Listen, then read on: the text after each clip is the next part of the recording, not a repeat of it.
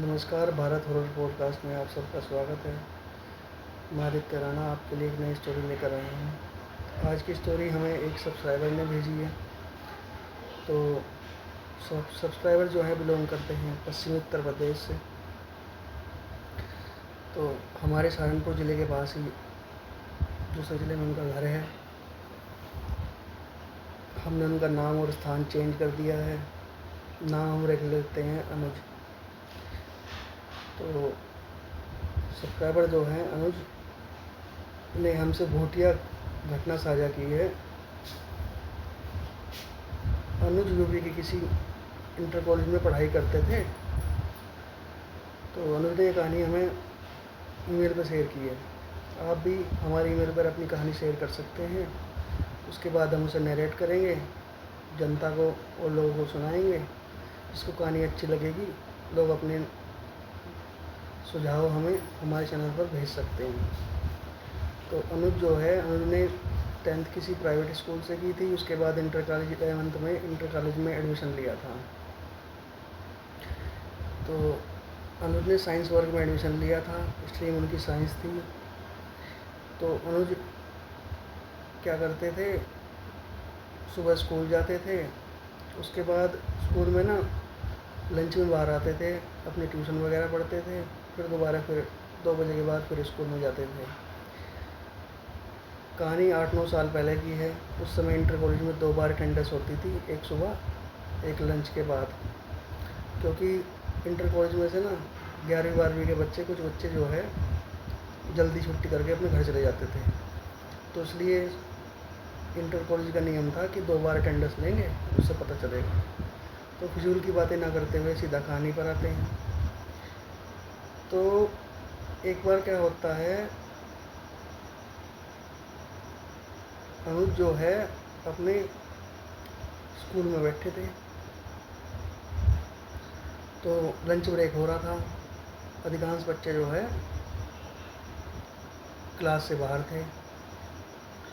तो उस समय उनकी क्लास में 10-15 बच्चे बैठे थे। तो अनुज के दोस्त था, उसका नाम सोहन था। सोहन क्या था, सोहन का सुबह को केमिस्ट्री का ट्यूशन होता था और वो बड़ी दूर से आता था। मतलब साइकिल पे आता था 4-5 किलोमीटर से।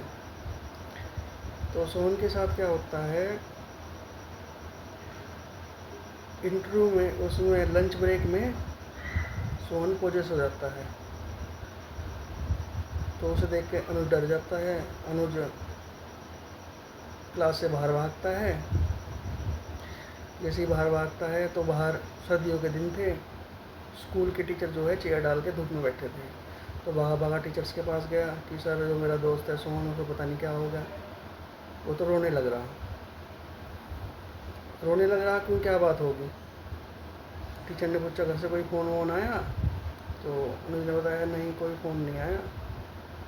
वो ऐसे ही मैं तो अपना काम कर रहा था, केमिस्ट्री का लेक्चर है।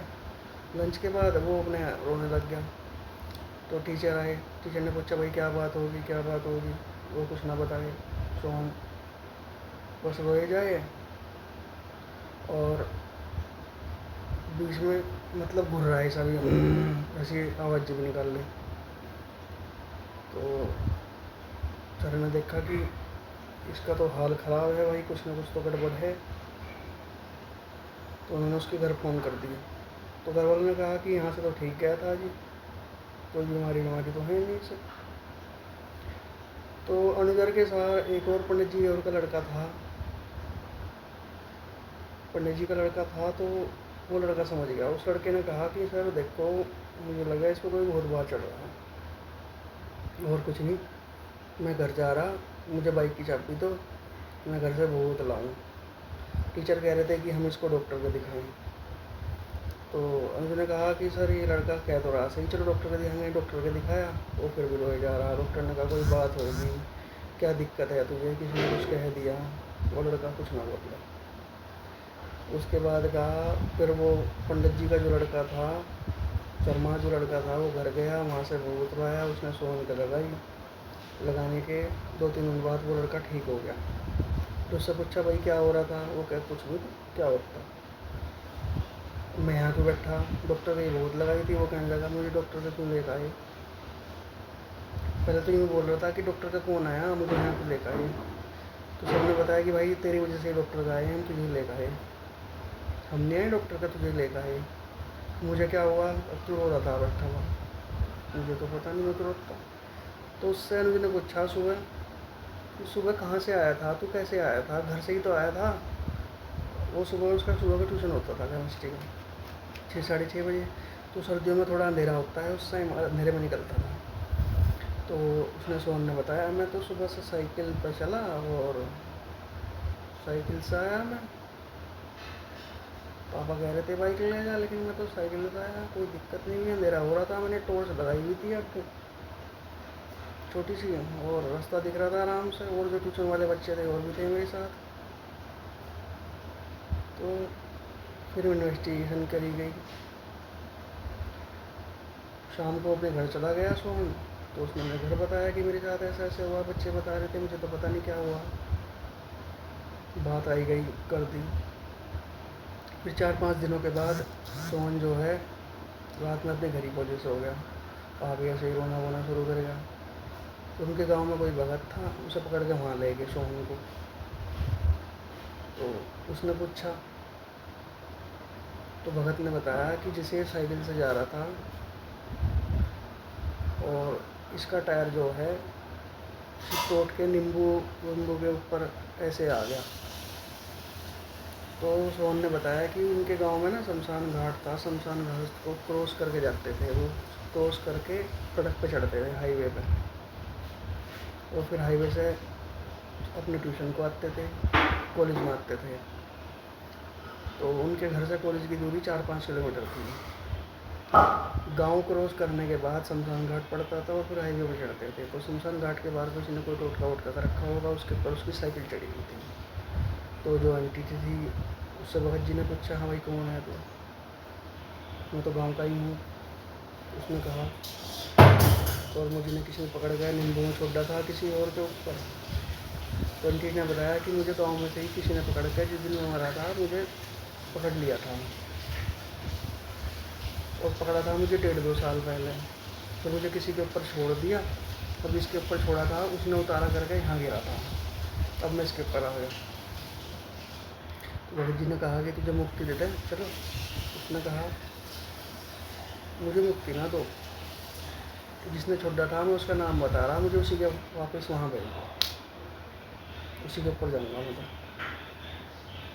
तो भगत जी ने कहा कि हम तो ऐसा काम नहीं करते भाई, हम तुझे मुक्ति दे सकें। फिर ज़बरदस्ती उसे मुक्ति दी गई।